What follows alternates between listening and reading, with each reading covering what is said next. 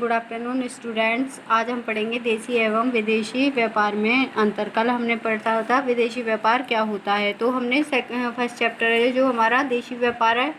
सबसे पहले जो हमारी बिजनेस की बुक स्टार्ट होती है उसमें आपका फर्स्ट यूनिट में फर्स्ट चैप्टर है देशी व्यापार। तो हम दोनों में डिफरेंस देखेंगे, ठीक है। देशी व्यापार और विदेशी व्यापार में क्या डिफरेंस है।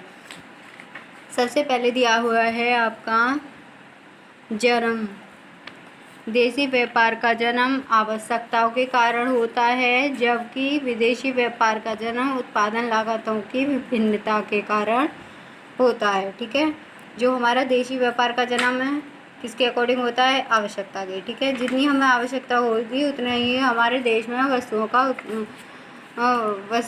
वस्तुओं को खरीदा जाएगा। अब है उत्पादन। जितना हमारे देश में अगर उत्पादन ज़्यादा है, ठीक है, तो उस उत्पादन को हम विदेशों में पहुंचाने लगते हैं उत्पादन लागत की भिन्नता के कारण।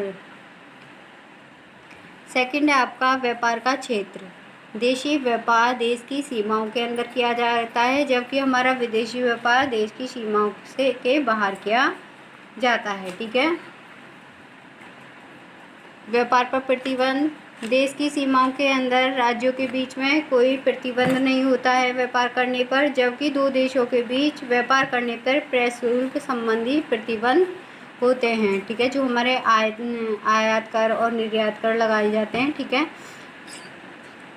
अगला है आपका मूल्यों की भिन्नता तथा समानता। देशी व्यापार में विदेशों के मूल्य संपूर्ण देश में लगभग समान रहते हैं, जबकि विदेशों में हर एक देश में वस्तुओं के मूल्य अलग अलग रहते हैं। जबकि जैसे इंडिया है, इंडिया के अंतर्गत संपूर्ण जो वस्तुएं होती है उनका मूल्य एक ही रहता है। जैसे माचिस है, माचिस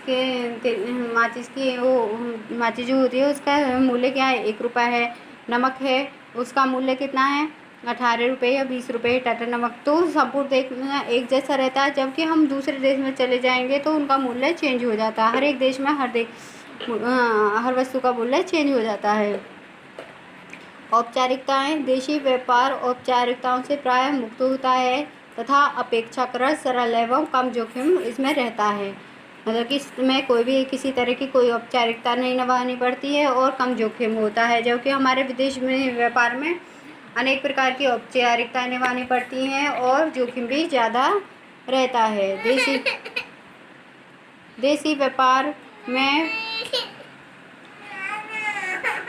व्यापार में व्यापारियों को कम कठिनाई का सामना करता है। विदेशी व्यापार में व्यापारियों को अनेक कठिनाइयों का सामना करना पड़ता है। संपूर्ण देश में एक ही मुद्रा का चलन होता है विनिमय करने के लिए, जबकि विभिन्न देशों में मुद्रा अलग अलग होने के कारण विनिमय दर के निर्धारण में समस्या उत्पन्न होती है। तो ये थी हमारे देशी एवं विदेशी व्यापार में अंतर। अब हम पढ़ेंगे आयात एवं निर्यात व्यापार में अंतर। आयात व्यापार क्या होता है, जब हम अन्य देश से माल को क्रय करते हैं। जब हम दूसरे देशों से माल को क्रय करते हैं वो हमारा आयात व्यापार कहलाता है। निर्यात व्यापार जब हम अन्य देशों को माल को विक्रय करते हैं। आयात व्यापार के लिए आयात लाइसेंस की ज़रूरत होती है, निर्यात व्यापार के लिए भी निर्यात लाइसेंस की ज़रूरत होती है। तीसरा है माल को क्रय करने के लिए आयात कर लगाया जाता है।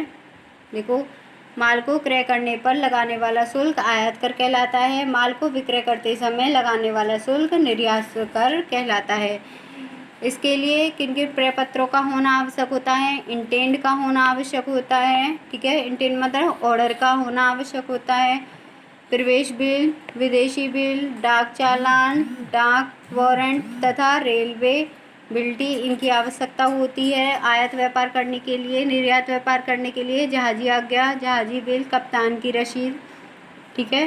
कप्तान की रसीद क्या होती है, जब हमारा माल उसको सपुर्द कर दिया जाता है तो कप्तान के द्वारा उसे एक रसीद दी जाती है जिसे हम कप्तान की रसीद कहते हैं। जहाजी बिल्टी, चार्टर पार्टी, बीमा पत्र, निर्यात बीजक आदि की आवश्यकता पड़ती है, ठीक है। कल मैं आपको पढ़ाऊंगी विदेशी व्यापार के लाभ। आज की वीडियो में इतना ही रहने दो। ओके, थैंक्स बच्चों।